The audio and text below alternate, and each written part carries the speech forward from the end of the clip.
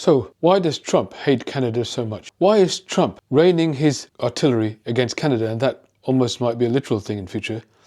It's not just about imperial conquest. It's not just about wanting to expand US territory and feel like an emperor himself, which of course he has a deep psychological need to do given his deep-seated insecurities. But there's more to it than that, because his antipathy towards Canada seems to be almost visceral. And there is also a psychological reason for that too, because in many respects, Canada is like the personification of the anti-Trump. If the anti-Trump was a country, it would be Canada, because the key attributes that Canada has are almost the opposite of what Trump is. A word that comes to mind all around the world whenever anybody thinks about Canada is nice. Canada is a nice place and nice people. And that is something that Trump considers to be a profound criticism. If you have ever seen and remember the way Trump runs his election campaigns, certainly in 2016, he talked a lot about how we Americans are very nice people. We help others in need. We give people justice and liberty. And this was all his shtick about how stupid we were. We are very nice people, and that's why we're so stupid, because we get taken advantage of and we get walked over and we get exploited.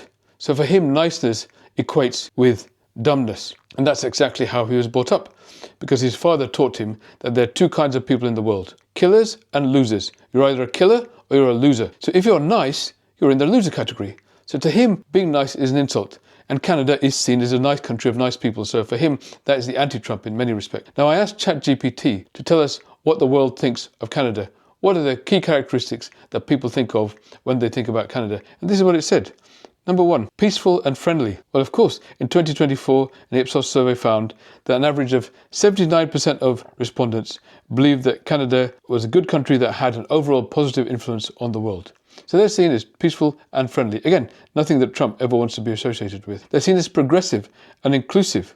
The Economist praised Canada as the most successful multicultural society in the West. Again, something Trump would hate. And of course, as well as that, Canada is seen as a country that is trustworthy and stable. So again, trust is a big part of the Canadian identity. Canada was ranked 12th out of 180 countries in the 2024 Corruption Perceptions Index, meaning that it had a very low level of corruption compared to almost every other country in the world. Again, something Trump would despise. So in many senses, Canada is the anti-Trump, it's the opposite of Trump. The national characteristics that Canada is known for are the opposite of the characteristics that Trump is known for. Now, that doesn't mean to say that there aren't some MAGA-type strands in Canada. We know that that does exist in all countries. But fundamentally, the way Canada is known around the world is the opposite to how Trump is known around the world. And that almost certainly is part of the reason why Trump has such an antipathy, has such a negative attitude towards the country to his north. And of course, combine that with his imperial conquest leanings, and we get the recipe for disaster in American-Canadian relations that we are unfortunately seeing and living through today. Thank you for watching my video. I'm a psychiatrist. I'm also interested in philosophy and public policy and politics. And I aim to make a number of videos about these subjects, and particularly the intersection between them. If you're able to like and subscribe to this channel, then it'll really help, and also put in some comments whenever you can. That'll really help the algorithm. It'll really help promote this channel to other people. Now, beyond that, we are all, unfortunately, at the behest of a very small number of people who seem to run everything these days. And we are all at the whim of a tech oligarch who could decide tomorrow to end a channel like this because it's not in their favor. And because of that, I've set up a kind of email newsletter, which you can subscribe to. At the top of the channel, you'll see a web address.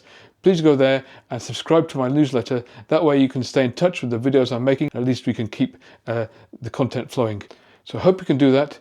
And I hope we can keep talking and also gain clarity, not just about what's happening right now, but how we can get through this, how we can improve things to make a better tomorrow together. Thank you.